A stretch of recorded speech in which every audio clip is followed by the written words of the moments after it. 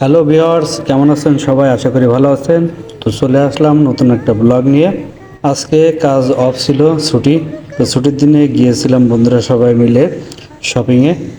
তো চলে আসলাম আজকের একটা ইলেকট্রনিক শপ। এখানে mobile, fridge, washing machine, everything যা কিছু লাগে সবই কিন্তু একই মার্কেটের ভিতরে পাওয়া যায়।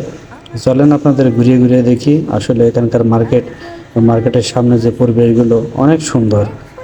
সব কিছু সাজানো গোছানো পরিপাটি করে দেখতেই আর কি মনটা খুব ভালো হয়ে যায়। তো দেখতে থাকুন আমার সাথে।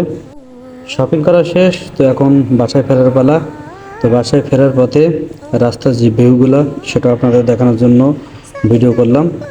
ভিডিওটা তেমন একটা কোয়ালিটিফুল হয় নাই, তারপরেও আপনাদের দেখার অনুরোধ রইল।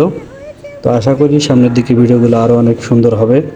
তো আমরা যারা প্রবাসে আসি, যারা এভাবেই কাজ করার পরেও যে সময়টুকু দিয়ে ভিডিও তৈরি করি, অবশ্যই আমাদেরকে একটু সাপোর্ট দিবেন, আমাদের পাশে থাকবেন।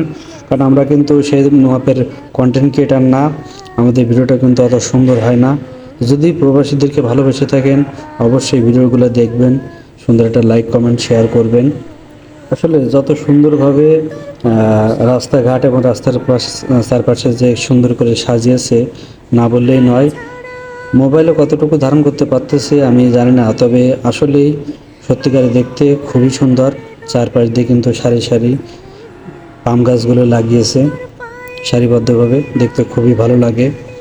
আসলে নিজ চোখে দেখা এবং মোবাইলে দেখা অনেক পার্থক্য, তারপর যতটুকু সম্ভব চেষ্টা করলাম ভিডিওটিতে তুলে ধরার জন্য।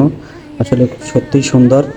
গাছগুলো অনেক পুরাতন এবং যখন এটাই ফল হয় তখন কিন্তু আমাদের প্রবাসী অনেক ভাইরা আছে, তারা কিন্তু এই বাগানেই কাজ করে এবং এই কাজটা অনেক কষ্টের।